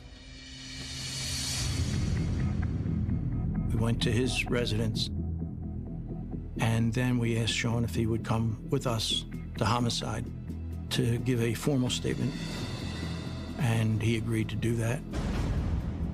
I'm a 17-year-old kid at this time, so I'm not thinking about if you're trying to ask me questions to trick me up or anything like that. I have no sense of that at all. Like, I'm just answering your questions as honestly as I possibly can. And I just wanted to help.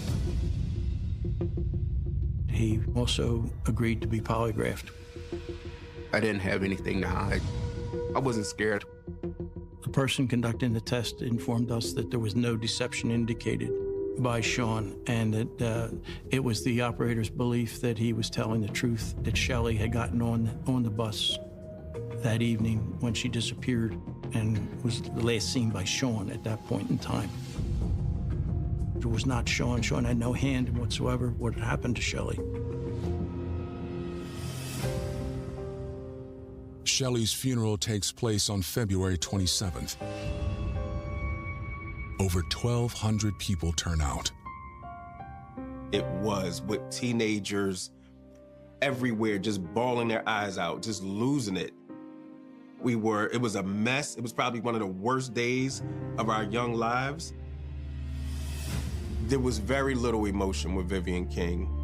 You know, maybe a tear trickled, maybe. We were like overwhelmed with grief, and this woman was sitting there with a tight jaw and a tight face. Nobody hugged Vivian King. Nobody talked to her. Well, I'm hearing rumors of her mom being jealous. They don't get along. I'm hearing, just rumors of her mom just not being a good person at all. The whispers and stares don't go unnoticed. About a week and a half after Shelley's body had been discovered, Vivian called. She was hearing rumors, and she wanted to know how she could dispel those rumors. We went over everything again, everything that had transpired from the day that Shelley was last seen. And she related to us how she had cooked dinner, and she right away said she made pork chops, peas, and potatoes, mashed potatoes. Vivian obviously did not remember that she had told us that Shelley had been allergic to pork. Vivian herself was lying. She was trying to direct us towards Sean. But why? Unaware she was just caught in a lie, Vivian continues her quest to clear her name. She had mentioned that she had been told that she could take a lie detector test. Vivian, at that point in time, was very adamant she wanted to take that because she believed that she could then tell people she took a polygraph test and passed the test and had nothing to do with what had happened to Shelley. Results were she had flunked. We informed her that there was deception indicated, that she was not telling the truth. Vivian started telling us at that point that there were things she just didn't remember. Bits and pieces would come back to her, but she was telling us she just had trouble remembering everything from that night. Detectives questioned Vivian for hours. We quietly reviewed with her the problems with her story. The pork chop, Shelley being allergic to that. Also the fact that the black jacket was seen being worn by Clarence days after Shelley had supposedly left and never returned to the house. Vivian, was actually recognizing that the lies that she had told and that none of them were going to hold up. And at that point, she basically was willing to say what had happened. Vivian tells police that on Sunday, January 17th, she had been out with friends. She had consumed quite a bit of liquor, and she was also telling us how she had a problem with liquor. When she came home that evening, she found that Shelley had left to go to the party. Shelley's 1 a.m. curfew came and went. Vivian waited up for a long period of time and was getting angrier and angrier. Shelley got into the house about 2:30, having walked from the bus stop. When she got home, her mother and she got into an argument about what time she had come in, and they got into a fight. And they start kind of tussling back and forth. Vivian then went upstairs and got her own gun from under her mattress and went downstairs and then confronted Shelley again. Vivian says that she hit Shelley in the head with the gun and then tells Shelley, "You can't live here anymore. You're not following my rules." Her mother said, "I'm going to take you to the police station and they're going to put you in a home for bad girls." So she made her get into the car. The arguing continued. Vivian claims that she got so angry that she did not go to the police station. She was gonna go fight Shelley. She then drove into the park. She drove some distance across the grass, according to her, stopped near some trees. Vivian King made Shelley get out of the car in the park. And they said, "Okay, we're going to fight here." And they actually got into a fist fight. Shelley had picked up a bottle from the ground, and when she did, Vivian then hit Shelley on the side of the head again with the gun. Shelley fell to the ground, stunned by the blow. And while she was laying on the ground, Vivian fired her gun.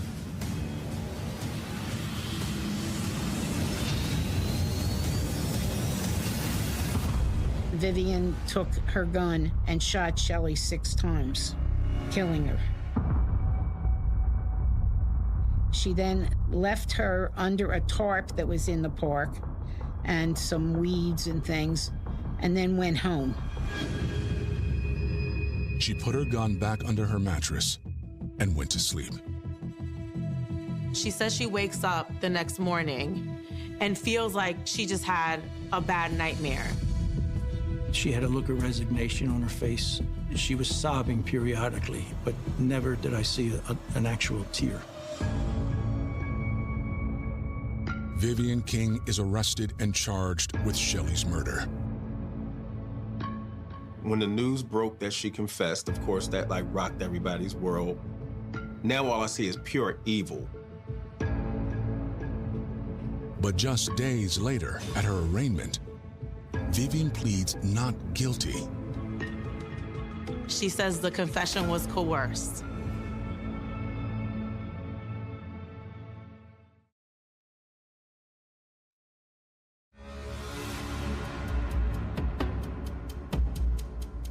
After confessing to shooting her 17-year-old daughter to death in a park, Vivian King now claims her confession was coerced. She sticks by her innocence until October 20th, 1993, when her trial begins. I'm arguing for first-degree murder, for life as the penalty. I really thought 6 shots was enough for murder 1. The case hinges on Vivian's confession, a confession she now claims isn't true. They had no evidence. They had nothing to tie her to it. They didn't have the gun, and they had nothing to convict her except for the confession. Prosecutors call multiple witnesses who attest to Vivian's well-known temper. She liked to drink. That was her sport. She liked to go to bars. She liked to fraternize in bars. When she did drink, she knew that she got angry, and most of her anger was always directed at Shelley. Shelley was a star. Shelley shined on that track. She was very jealous of Shelley. Coach Hickey testifies that Shelley was one of the best runners in the country, in spite of her mother. She was one of the few parents, I think, who did not go to the meets. Prosecutors present Vivian's confession as proof of what happened when tension between mother and daughter came to a head. It was so horrifyingly specific that you're not going to come to the great detail of that kind of confession unless you really did it. Vivian takes the stand. Her defense is, I didn't say this willingly. I was coerced into this confession. Vivian claims the only part of the confession that's true is that she was drunk. In total, Vivian has had about 88 ounces of liquor over the course of those hours. That's about 11 cups. Her attorneys argue that Shelley probably fell victim to a random act of violence. There was conversation about this possibly being a robbery. She did not have her shoes. She did not have a Walkman that Andrea, her friend from across the street, had loaned her. She was missing an earring. The jury deliberates for 6 hours. Ultimately, the jury found her guilty of third-degree murder. It's very hard for a jury to believe that a mother who has raised a daughter 17 years intends to kill her, even with 6 shots to the head and the body. It's just hard. It's easier for them to think, okay, she was drunk, but she didn't really intend for her to die. It's just mind-boggling to think that a mother could stand over her daughter and shoot her, but we believed the confession. Vivian is sentenced to 10 to 20 years in